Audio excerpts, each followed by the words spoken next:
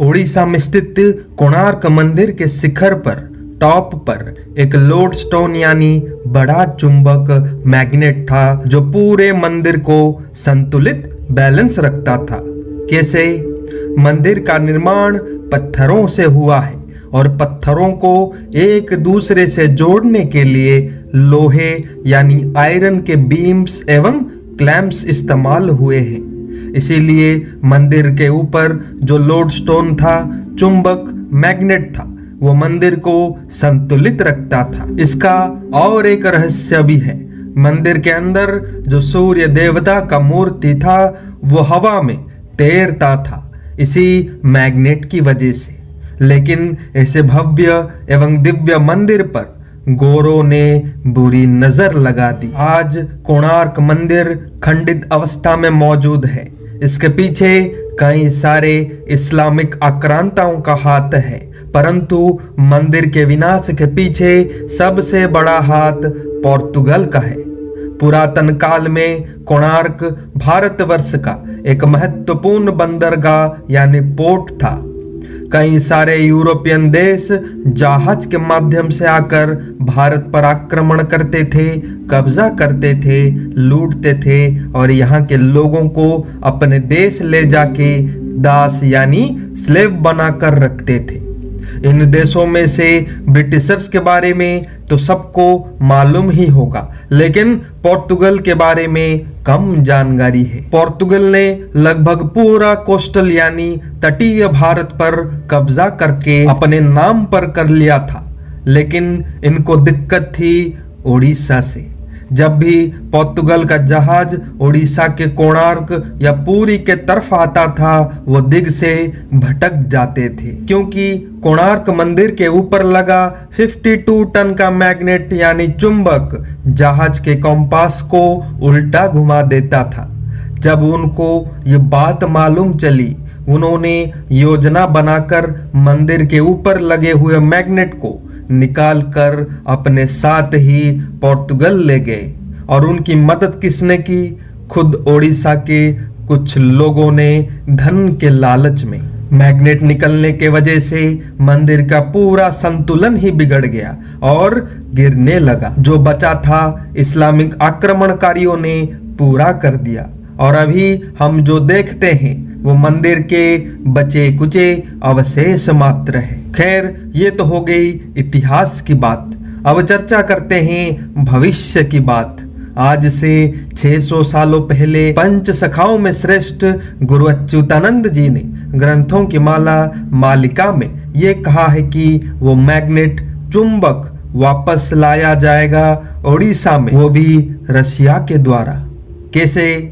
आज इसको पूरा डिकोड करते हैं दोस्तों। तृतीय विश्व युद्ध में जब भारत पर आक्रमण हो चुका होगा, दुश्मन की सेना धीरे धीरे ओडिशा के तरफ आगे बढ़ेगी। रसिया जगन्नाथ जी को सुरक्षित रखने के लिए आएगा और त्रिजटा वंश को धन देकर रसिया जगन्नाथ जी को ट्रेन में लेके जाएगा। वही ट्रेन जो पश्चिम बंगाल से आएगी। त्रिजटा वंश पप्पू भारत में विद्रोह करके इस्लामिक शासन लगा चुका होगा और भारत के ऊपर विश्व युद्ध के दौरान चाइना और 13 मुस्लिम देश मिलकर एक साथ युद्ध करेंगे उसी त्रिजटा वंश की मदद से। इसीलिए रसिया जगन्नाथ जी को सुरक्षित ले जाने के लिए त्रिजटा वंश को धन देगा। आखिर रसिया और जगन्नाथ जी का क्या संबंध है? रसिया द्वापर युग के महाभारत में लड़ा था पांडवों की तरफ से। इसीलिए युद्ध में विजयी होने के बाद श्री कृष्ण जी ने उसे वरदान दिया था कि कलयुग के अंतिम समय तुम एक बार मेरा सेवा अवश्य करोगे। उसी को पूरा करने रसिया जरूर आएगा। लेकिन रसिया तो हमारा सबसे अच्छा मित्र देश है, फिर भी जब भारत पर आक्रमण होगा क्या रसिया हमारी मदद नहीं करेगा?